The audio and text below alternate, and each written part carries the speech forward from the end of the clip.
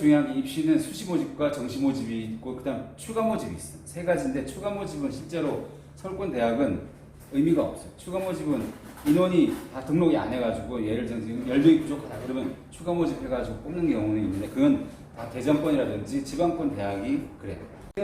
수시 모집과 정시 모집만 생각하면 돼. 수시 모집은 9월부터 10월까지 실기 시험이나 아니면 이제 면접이 있어. 그리고 이제 11월 달에는 수능 고사를 봐. 수능 보고 너희들이 정시 모집 때 대학 가고 싶다 그러면 수능 준비를 해야 돼. 근데 내가 가고 싶은 대학은 수시에 있다 그러면 수시 모집 위주로 하는데 정시 모집만 있는 학교들이 있어. 정시 모집만 있는 학교들이 지금 이제 뭐 서울시립대 어떻게 보면 지금 그 예전에 수시 모집 때 서울대하고 이대가 수시 모집 때 있었는데 실제로 지금 정시로 넘어왔기 때문에 정시 준비할 때는 그쪽 대학은 그렇게 준비하는 거 같지. 그래서 대부분 학교는 수시 때 일부 뽑고 정시 때 일부 뽑아. 그래서 그 둘 다 준비를 하는 게 좋지. 6개 이내 지원할 수 있고 정시 모집은 가군, 나군, 다군 세 군데 지원할 수 있어. 가군은 이 기간이 있어. 기간이 1월 9일부터 16일까지. 그래서 8일간씩 돼 있는데 가군에 하나, 나군에 하나, 다군에 하나를 지원해야 되는데 가군에 2개를 지원하면은 이것도 무효가 돼. 탈락이 되는 거지. 그래서 그 기준만 알면 돼. 각종 전형은 일반적인 보편적 기준이 특별 전형은 대부분 수시 모집에 있어. 수시 모집. 특별 전형은 뭐 아까 얘기했지만 특별한 어떤 사유가 있는 그런 전형인데 정시 때는 일괄적으로 하기 때문에 일반 전형이 거의 대부분이고 수시 모집 때는 특별 전형은 실기 우수자 전형. 지금 이제 경희대 대회가 있는데 경희대 대회에서 상을 받은 아이들이 거기에 지원을 할 수가 있는 조건이에요. 그래서 조건부 승인이라고 해가지고 조건을 맞춰줘야 돼. 단계별 전형은 1차에 내신에서 자르고 그러니까 수시 숙련에다 인기가 좋기 때문에 46대1 정도 돼. 그러면 16배수는 잘리는 거지. 그게 내신에서 잘리는 거야. 그 내신이 잘라가지고 30배수 만든 다음에 그 인원 가지고 실기를 이제 거의 80% 다시 내신 20% 봐가지고 최종 합격시키는데 그거는 중간고사, 기말고사, 지필고사 그러니까 문제집 풀어가지고 하는 걸 갖다가 교과야. 되게 수시 모집 때 내신을 본다 그러면 교과 내신 보는 거야. 교과. 그래서 지필고사 내용 그 점수가 어떻다. 근데 비교과는 교과를 제외한 요소, 출결, 공사 뭐 이런 것들, 특별활동 뭐 이런 것들을 보는 거지. 근데 비교과 같은 경우는 종합 전형은 볼 때 많이 뽑는데 요즘은 코로나 시절 이후에 코로나 시절 때부터 봉사활동이라든지 그런 게 많이 없어졌어. 실제로 대학에서 많이 안 봐. 그래서 본다 그러면 출결 정도 보고 그리고 이제 교과를 위주로 보는 거지. 그러니까 다른 요소들도 사실 좀 많이 빠지고 그러니까 지표고사, 중간고사, 기말고사를 성실하게 봐줄 필요가 있어. 그게 너희들 대학 갈 때 잘못하면 그걸 잘 관리 못해놓으면 그것 때문에 발목 잡아서 예비 1등으로 떨어지면 되게 원통하죠. 많이 모여있는 4, 5, 6등급에 이렇게 많이 분포되어 있는 이 친구들은 실기 위주 전형을 가는 게 좋아. 실기 비중이 80%야. 이런 데는 너희들 그 선배들도 많이 붙었는데 내신이 좋아. 내신이 막 2등급, 1등급 돼. 그런 경우는 수시 모집 때 그 면접 전형을 준비하는 게 좋아. 홍대같이. 홍대는 실기가 없지만 실기 비슷한 테스트를 해. 그런 걸 따라 준비하면 다른 뭐 중앙대나 이제 성신여대 실기 많이 보는 그런 대학들보다 오히려 더 수월할 수가 있어. 그래가지고 내신을 20%만 봐. 20%만 보는데 그건 지필고사.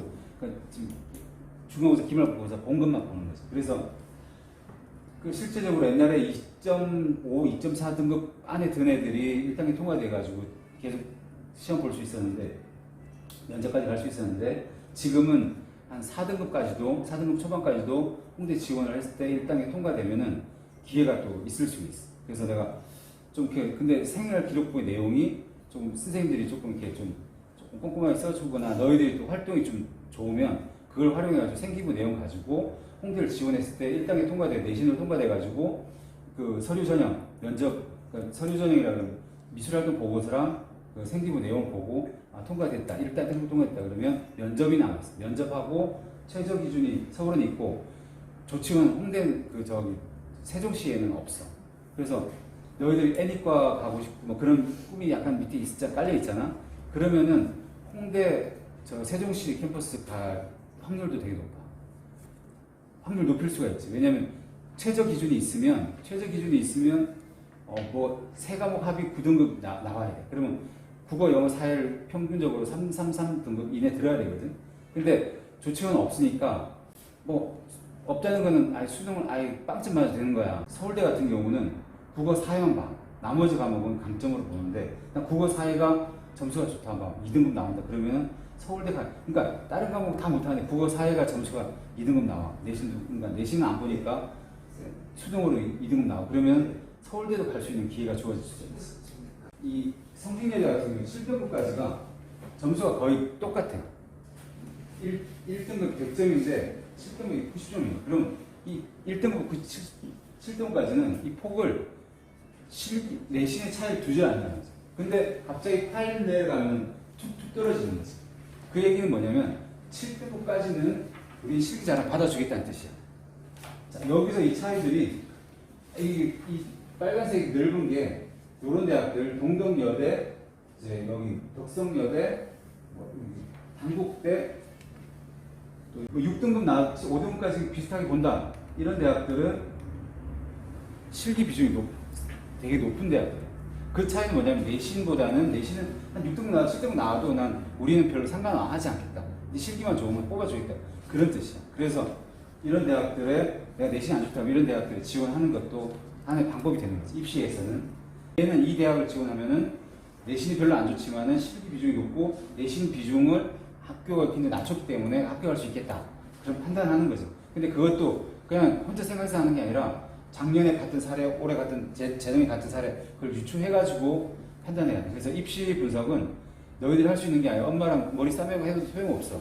쌤한테 그러면 계속 그것만 해왔던 사람한테 자문을 구하는 게 좋아. 수시 모집도 간다 그러면 미술활동 보고서나 이런 것들 써야 되는 상황이라든지 그건 홍대의 얘기인데 그 외에도 동덕여대 이런 데도 미술활동 보고서를 작성하는 경우가 있는데 그래서 동덕여대에 가고 싶다 그러면 수시 모집 가고 싶다 그러면 지금 뭐 큐레이터과 같은 경우는 내가 미술활동을 하고 있던 사진 찍어주는 게 좋아. 다른 대학 그런 게 없는데 동덕여대는 내가 미술 뭐 전시를 한다 그러면 그 친구가 좀 찍어달라 해가지고 내 작품 앞에 서 있다든지 그걸 또 작업하고 있는 장면이라든지 또 선생님들하고 이제 뭐 벽화를 그리고 있다 그러면 그걸 하고 있으면 그걸 장면이라든지 찍어 놓으면 수시 모집 지원할 때 그 같이 포함시키라고 하는 경우가 있어요.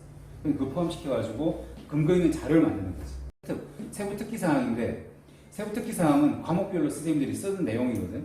근데 그것도 나는 미술대학 가고 같은 게 신경 다 끄나 그런 게 아니라 세부 특기 사항은 학교 내용 전체적으로 볼 때 생활교육 난 수시 모집 때 면접 전형이 있는 대학을 보겠다. 그러면은 세부 특기 사항 되게 중요하게 다뤄야 되는데 각 담당 선생님들이 뭐 지리쌤, 뭐 영어쌤, 뭐 수학쌤 이런 선생님들이 또 뭐 이렇게 그 써놓은 글도 있지.